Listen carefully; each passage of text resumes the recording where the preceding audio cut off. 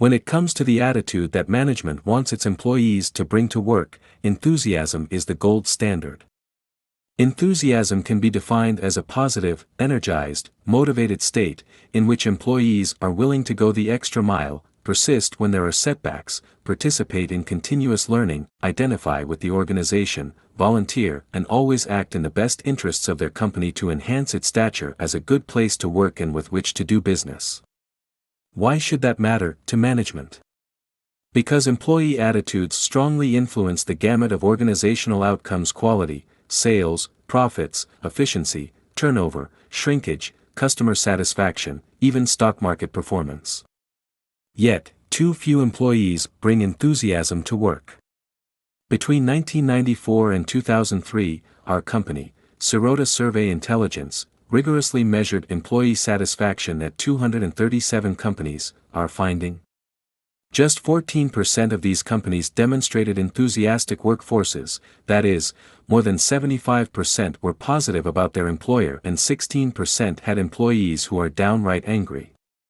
The remainder were either indifferent or fairly content. But there is a big difference between mere contentment and true enthusiasm, a feeling that one is working for a great company deserving of one's commitment. The evidence of so few enthusiastic workforces is a shame for both employees and their employers. An enormous amount of research evidence indicates that employee enthusiasm correlates positively with business success. Take, for example, stock performance. In 2004, Sirota compared the stock prices of 28 of its client companies falling into 20 different industries against the average stock prices for all publicly traded companies in their industries, as tracked by the Wall Street Journal. We found that the stocks of the companies among the 28 that we identified as having enthusiastic employees outperformed the average prices of companies in the same industries by more than 2.5 times. At the same time, the stock prices of companies with unenthusiastic employees lagged behind their industry competitors' average price by almost 5 times.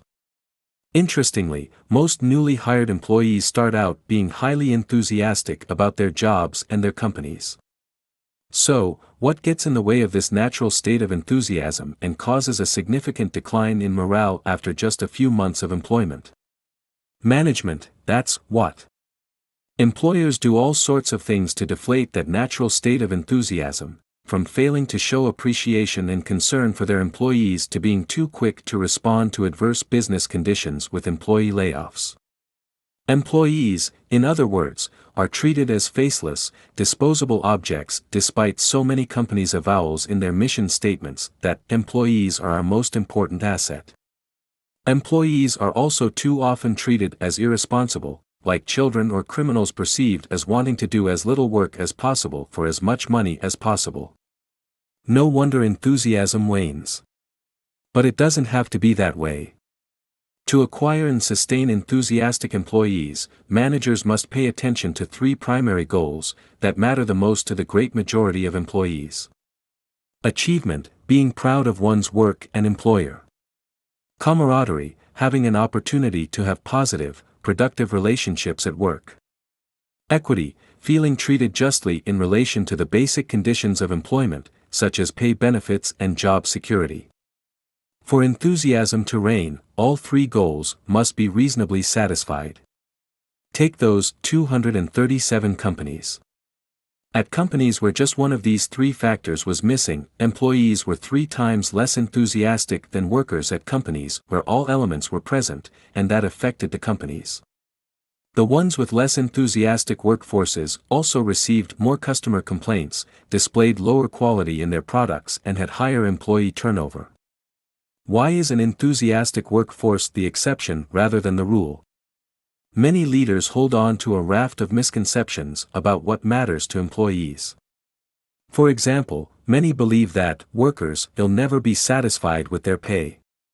In fact, Sirota's research shows that just 23% rate their pay as poor or very poor, while 40% rate it as good or very good. The rest consider their pay so-so. Another widely held myth is that employees don't want to work. But our data show that, in fact, more than 76% of workers at all levels like the kind of work they do. Management needs to recognize that 95% of employees are reasonable people with realistic expectations who come to work and to be proud of what they do and enjoy cooperative relationships with their coworkers. They don't come to work to fail. They want to be allies with management in building and maintaining a highly successful enterprise. That leaves just 5% of employees who can be described as allergic to work and probably never should have been hired in the first place. But, too often, company policies are geared to this disaffected minority and applied to all, sapping the enthusiasm of the overwhelming majority. So what do companies with enthusiastic employees do that makes them so different? With respect to employee equity, they have programs and policies that feel fair, such as eliminating the hourly caste system and classifying all employees as salaried, paying competitively or even more than the competition, downsizing only as a last resort, and treating employees with fundamental respect.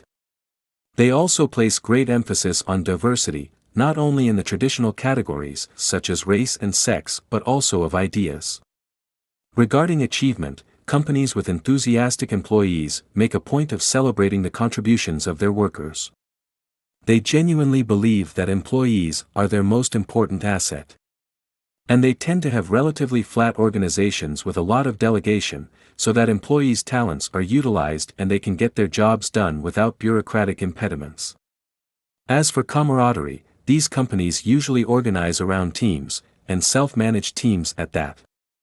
Very little work in companies can get done effectively without cooperation, so these companies pay tremendous attention to ensuring that people within and across departments are working collaboratively toward common ends. The only way to make enthusiasm reign is to satisfy all three goals. Management should avoid thinking that satisfying one of these goals can be substituted for another that, for example, informal recognition, can replace better pay. Money does not substitute for pride in a job well done, but pride in a job well done does not pay the mortgage. Meeting all of the goals is key to building and maintaining an enthusiastic workforce. David Sirota, Louis A. Mishkind, and Michael Irwin Meltzer are the authors of The Enthusiastic Employee: How Companies Profit by Giving Workers What They Want. How employees can do their part. Employees also have a role to play in creating an environment where enthusiasm can flourish, be fair and cooperative with coworkers. Decide that the buck stops with you and act that way. Make things happen, alone if necessary, and with others if possible. Then share the accolades. Extend such courtesies as holding the door open and volunteering to help. Make clear your intentions are in line with the vision and mission of your organization. Contribute your own invaluable insights. Offer specific suggestions without being judgmental or negative. Then volunteer to help implement any changes that are made. Don't play the victim. If you experience disrespectful behavior by management, ask to speak in private, express how you feel and give that feedback respectfully.